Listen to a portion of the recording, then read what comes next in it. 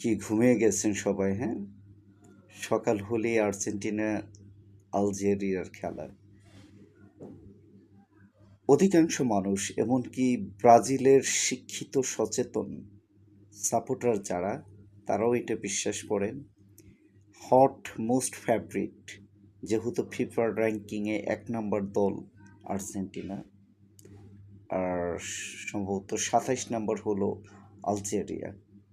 তো সব কিছু মিলিয়ে শত্রু নিন্দুক যারা আছেন, সমালোচক, তারাও এটা বিশ্বাস করেন যে আর্জেন্টিনা অনায়াসেই জিততে পারে।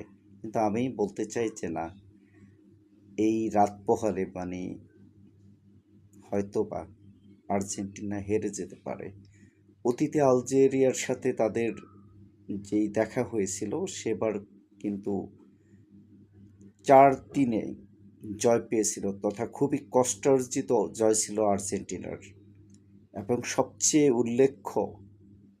সবচেয়ে গুরুত্বপূর্ণ বিষয় হলো নেদারল্যান্ড, স্পেন, ফ্রান্স, জার্মানি, এরা কিন্তু অঘোষিত এবং প্রতিবারের সর্বসেরা কয়েকটা দলের একটা। এই নেদারল্যান্ডকে এই মাসের শুরুতেই হারিয়েছে এই আলজেরিয়া।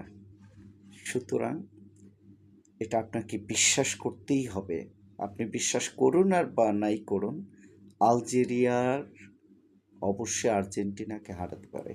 একটা খুবই গুরুত্বপূর্ণ যেটা, আলজেরিয়ার যে ৪-৫ জন বিশ্বমাপের সেরা অ্যাটাকিং মিডফিল্ডার বা ফিনিশার আছে, যাদেরকে গতি দানব বলা হয়, গতি ফুটবলের এই যে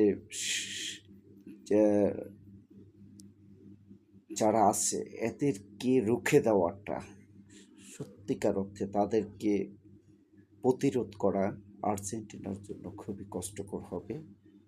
আমি আর্জেন্টিনার সাপোর্টার, তবে বাস্তবতা হলো আমি চাচ্ছি যে আলজেরিয়া জিতে যাক।